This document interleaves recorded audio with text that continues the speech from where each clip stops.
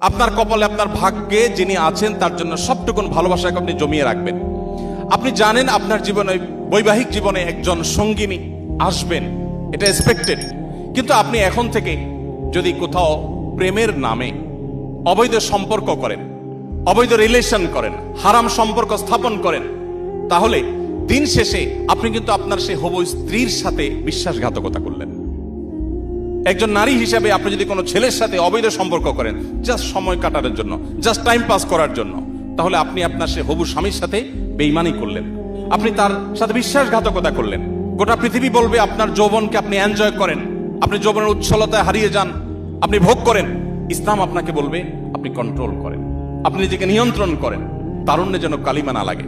আমাদের মুখতার ভাই বিবাহ সম্পর্কে বলছিলেন, একজন মুসলিম তরুণ তার তারুণ্যে মনে চাইলো আর কোনো পাপাচারে লিপ্ত হয়ে গেলেন, আল্লাহর অবাধ্য হয়ে গেলেন, বিবাহ বহির্ভূত কোনো সম্পর্কে জড়িয়ে পড়লেন। এটি কোনো মুসলিমের সাথে অন্তত যায় না। একজন মুসলিম তরুণ এতটা ঢিলা হওয়া উচিত না। যেখানে খুশি সেখানে তিনি কাত হয়ে গেলেন, সেখানে তিনি এঙ্গেজ হয়ে গেলেন, নত হয়ে গেলেন, এটা মুসলিম তরুণের সাথে অন্তত যায় না।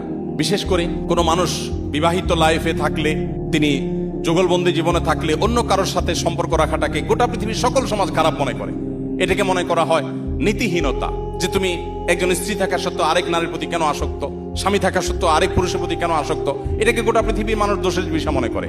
নবী করিম সাল্লাল্লাহু আলাইহি ওয়াসাল্লাম যে জীবন দর্শন আমাদেরকে দিয়ে গেছেন সেটা এর চাইতে আরো কয়েক ধাপ এগিয়ে।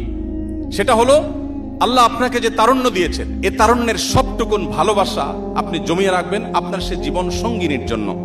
যেই যুবক তার তারুণ্যকে, তার যৌবনের চাহিদাকে কন্ট্রোল করতে পারে না, নিয়ন্ত্রণ করতে পারে না, তার চরিত্রকে হেফাজত করতে পারে না, তার সম্ভ্রমকে সংরক্ষণ করতে পারে না, এই যুবক আব্দুল্লাহ ইবনে ওমরের উত্তরসূরি হতে পারে না, এই যুবক ওমর রাদিয়াল্লাহু তাআলার উত্তরসূরি হতে পারে না, এই যুবক মুহাম্মদ সাল্লাল্লাহু আলাইহি ওয়াসাল্লামের অনুসারী হতে পারে না, এই যুবক কখনো আব্দুল্লাহ ইবনে মাসউদের অনুসারী হতে পারে না, এই যুবক সেই সকল সাহাবীদের অনুসারী হতে পারে না যেই সাহাবীরা মক্কার যাযাবর থেকে অর্ধ পৃথিবীর বাদশাহী করেছেন।